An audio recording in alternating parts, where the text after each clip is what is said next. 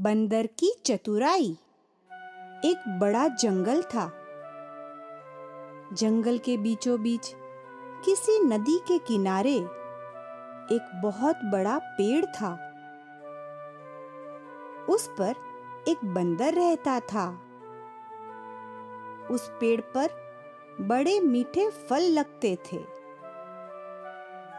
बंदर उन्हें भरपेट खाता और मौज उड़ाता। वह अकेले ही मजे में दिन गुजार रहा था। एक दिन एक मगर उस नदी में से पेड़ के नीचे आया। बंदर के पूछने पर मगर ने बताया कि वह वहां खाने की तलाश में आया है। इस पर बंदर ने पेड़ से तोड़कर बहुत से मीठे फल मगर को खाने के लिए दिए। इस तरह बंदर और मगर दोनों में दोस्ती हो गई।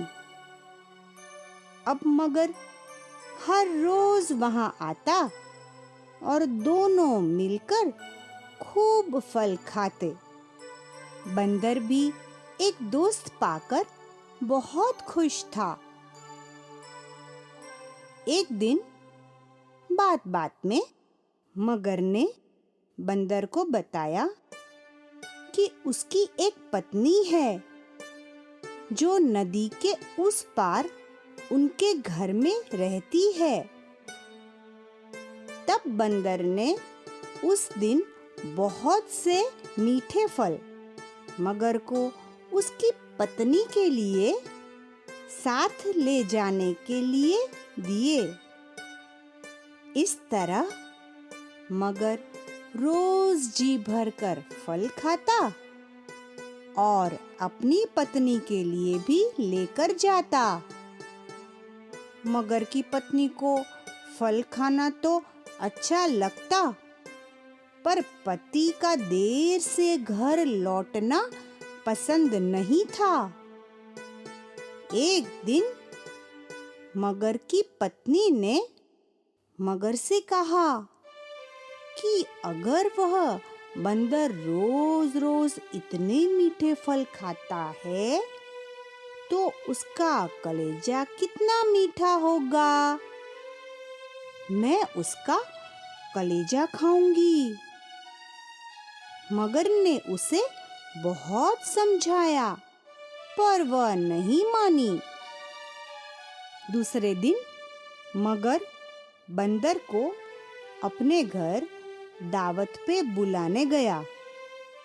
ये सुनकर बंदर बहुत खुश हुआ और उसने कहा, अरे मैं तुम्हारे घर दावत पर कैसे आऊं? मुझे तो तैरना नहीं आता। तभी मगर बोला, घबराओ नहीं, तुम मेरे पीठ पर बैठ जाना, मैं तुम्हें ले जाऊंगा। और फिर क्या था, मगर बंदर को अपनी पीठ पर बिठाकर दावत के लिए चल दिए। नदी के बीच में उसने बंदर को अपनी पत्नी की कलेजे वाली बात बता दी।